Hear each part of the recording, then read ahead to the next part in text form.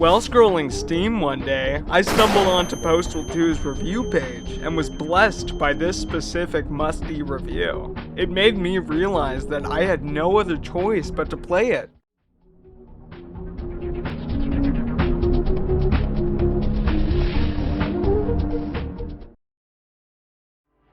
Postal, 1997, was developed by Running with Scissors and was published by Ripcord Games.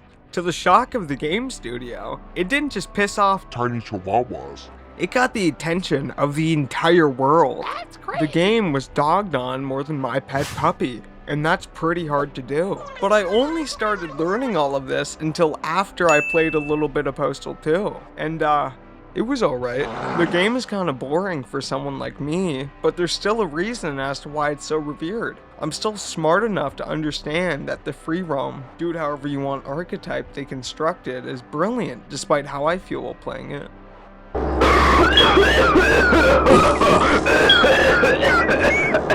This game is so different compared to its predecessor, Postal. 1997. If you were to tell me that a game studio widely hated by the general audience made a sequel to Postal after being abandoned by the then shut down Ripcord Games, and that the sequel would be completely different from the first one, making it a 3D free roam sim compared to the top-down psychological horror game, I just wouldn't believe you. In fact, I would throw a beer bottle at you. Even Postal Dude is different from the first game. He's less psychotic, he has a wife, dog, car, and even lives in an RV behind some guy's house. It makes no sense to me. The mindset of a misanthrope, Somebody who hates humans. who's already shown to go far off the deep end, is suddenly allowing himself to do human activity? Wasn't he just mass murdering everybody in sight? It's never actually explained why he's suddenly an American dad with all these commodities, but that fuels the thoughts I already had about this game. This game is a good game, but it's not a good sequel, story-wise.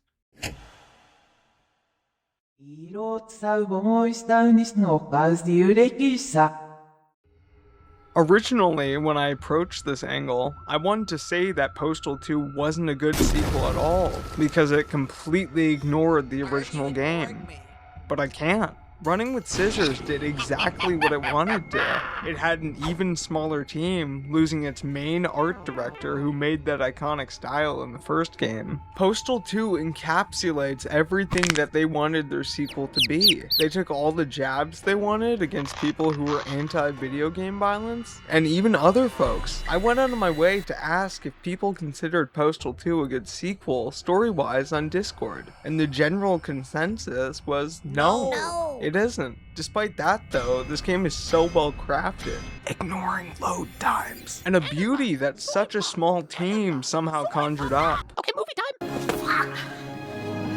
Fuck me! I'm fucking gay! This movie was first released on October 18th, 2007, and over time it was shown in a very little amount of theaters, and most DVD pre-order sales were cancelled.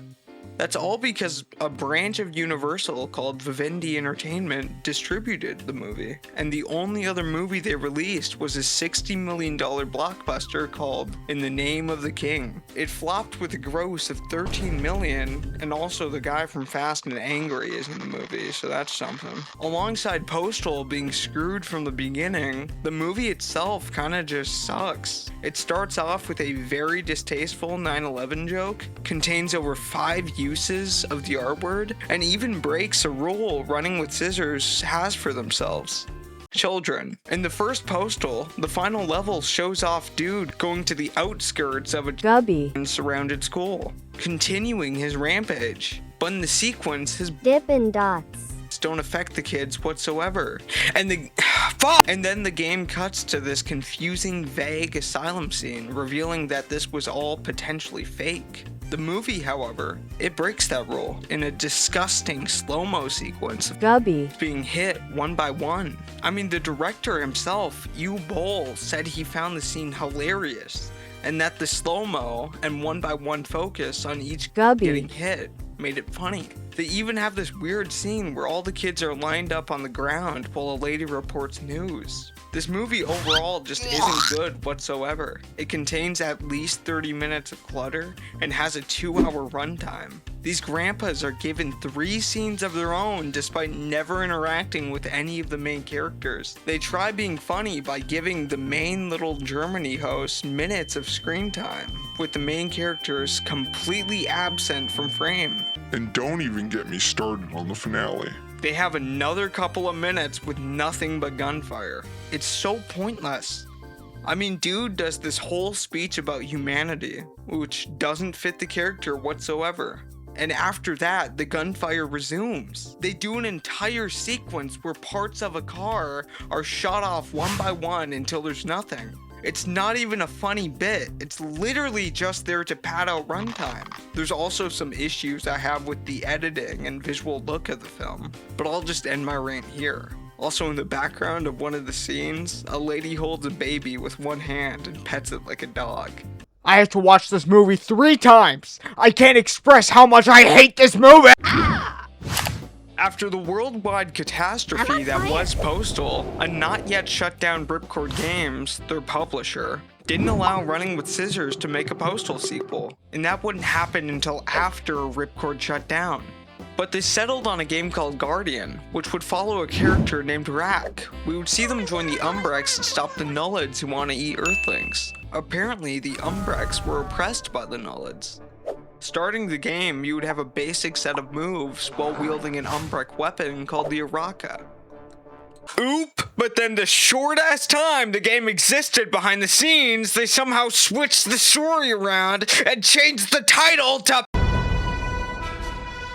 Flesh and Bones would have followed a grimy cop named Angus. One morning, Angus wakes up to a slimy blob eating his legs. He realizes he can control the blob and use it for the greater good. But then looks out the window and sees his city being consumed by a bioship.